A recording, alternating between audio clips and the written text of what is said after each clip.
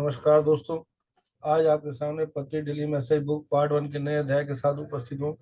आइए दोस्तों, पहले इंग्लिश के वर्ड को ध्यान से सुनते हैं, फिर हिंदी का अर्थ आपके साथ शेयर करूंगा। Books, books, books.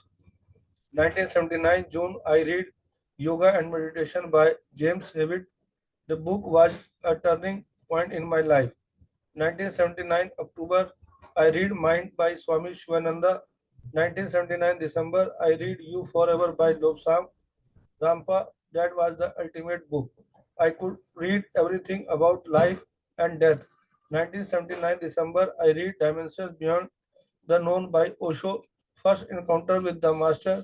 All these books I read while I was in Karnool. Then I met a great master in Karnool, Sri N.G. Shori. He who is lover of spiritual books. His library was fantastic. From 1980 to 1983, I was devouring all the books from his collections. Thank you, Shuri Saab. I first heard Lobsang Rampa voice from a cassette. I first saw his pendulum, started doing many experiments with pendulum in 1980, January, February, went to Hyderabad and purchased all the books of Lobsang Rampa, started reading all the books of Osho.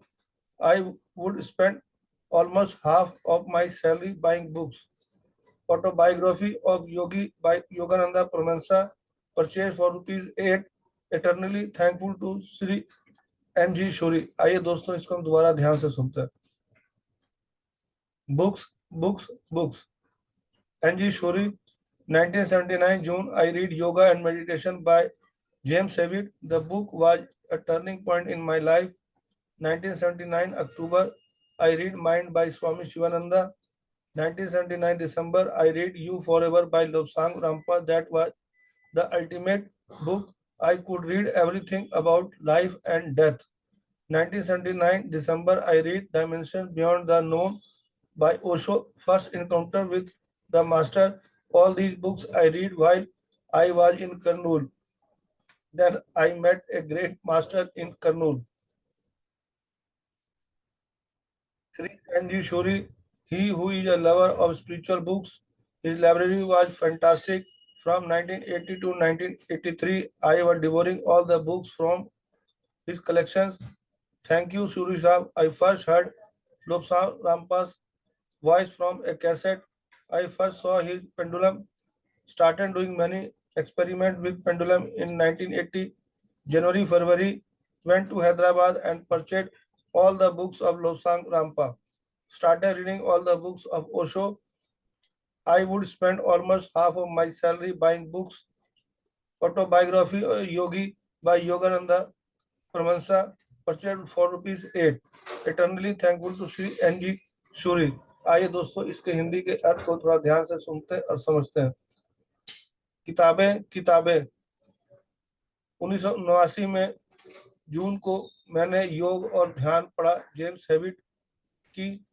यह किताब मेरे जीवन का एक महत्वपूर्ण मोड़ थी।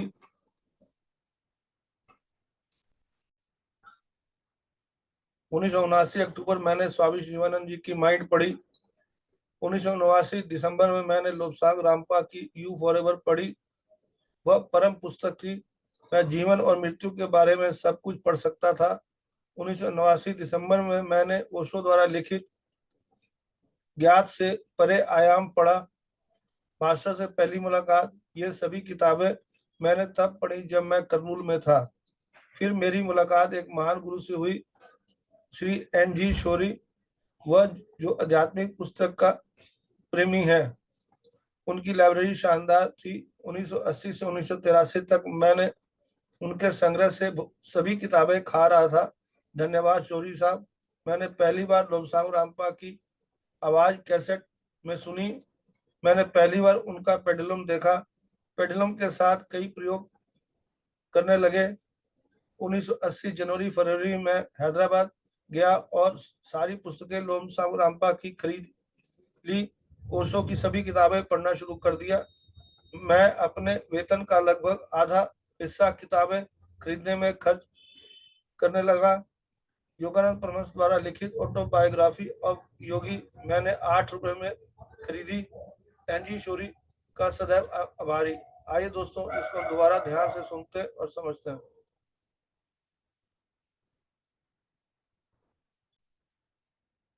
आइए दोस्तों, इसको हम दोबारा ध्यान से सुनते हैं, थोड़ा सा विस्तार में सुनते हैं। किताबें किताबें किताबें। 1989 में जून को मैंने योग और ध्यान पढ़ा। जेम्स हैविट की द्वारा लिखित यह किताब मेरे जीवन का एक महत्वपूर्ण मोड़ थी। 1989 अक्टूबर को उन्होंने शिवानंद माइंड की पुस्तक पढ़ी। 1989 दिसंबर में लोसाओ रामपा की यू फॉरएवर पुस्तक पढ़ी।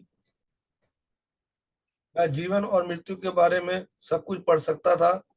1989 दिसंबर में मैंने ओशो द्वारा लिखित ज्ञान से परे आयाम पढ़ा। मास्टर से पहली मुलाकात। ये सभी किताबें मैंने तब पढ़ी जब मैं कर्नूल में था। जब पत्री सर कर्नूल में थे तो उन्होंने ओशो द्वारा लिखित ज्ञान से परे आयाम पढ़ा और मास्टर से पहली मुलाकात की। ये सभी किताबें जब पढ़ी जब वह कर्नूल में थे, और उनकी एक महान गुरु से मुलाकात हुई, श्री NG शौरी से, जो आध्यात्मिक पुस्तिका के प्रेमी है, आध्यात्मिक पुस्तकों के प्रेमी है। आध्यात्मिक पुस्तक पढ़ने का उनका काफी लगाव था। उनकी लाइब्रेरी शानदार थी। उनकी लाइब्रेरी को बता रहे हैं कि वो शानदार थी। 1980 से 1983 तक उनके संग्रह के सभी किताबें पत्री सर ने पढ़ रहे थे और NG शौरी साहब को धन्यवाद कह रहे हैं। उन्होंने पहली बार लोसाओ रामपा की आवाज कैसेट में सुनी और उनके पेंडुलम को देखा और उनके पेंडुलम के माध्यम से कई प्रयोग करने लगे। और 1980 जनवरी फरवरी में हैदराबाद गए और लोसाओ रामपा की सारी किताबें खरीद ली और अपने वेतन के से आधा हिस्सा किताबों को खरीदने में उन्होंने लगाना शुरू कर दिया। और योगानंद परमहंस द्वारा लिखित ऑटोबायोग्राफी ऑफ योगी में उन्होंने 8 रुपए मात्र में खरीदा। श्री NG शौरी का सदैव आभारी कह रहे हैं यहाँ पत्री सर। यहाँ पत्री सर इस अध्याय के माध्यम से हमें पुस्तकें पढ़ने के लिए बता रहे हैं कि किस तरह पुस्तकों के साथ प्रेम। NG शौरी साहब उनके जो मित्र, जो महान गुरु मिले थे कर्नूल में, तो उनके बारे बता रहे हैं कि कैसे आध्यात्मिक पुस्तक करने का, पढ़ने का मैंने प्रेम था उन्हें, और उसी लगाव को हमें पति से इस अध्याय के माध्यम से बता रहा है कि हमें स्वाध्याय करना चाहिए। स्वाध्याय कर हम अपने जीवन के अंदर कई परिवर्तन ला सकते हैं और हमारा जीवन आनंदमय और सुखमय हो सकता है। तो मेरा प्यारे दोस्तों, ध्यान भी करना जरूरी है और स्वाध्याय और संजय संगति भी करना जरूरी है। धन्यवाद दोस्तों। अगर आपको ये वीडियो अच्छा लगा तो दोस्तों रिश्तेदार जरूर शेयर करें। धन्यवाद। Thank you.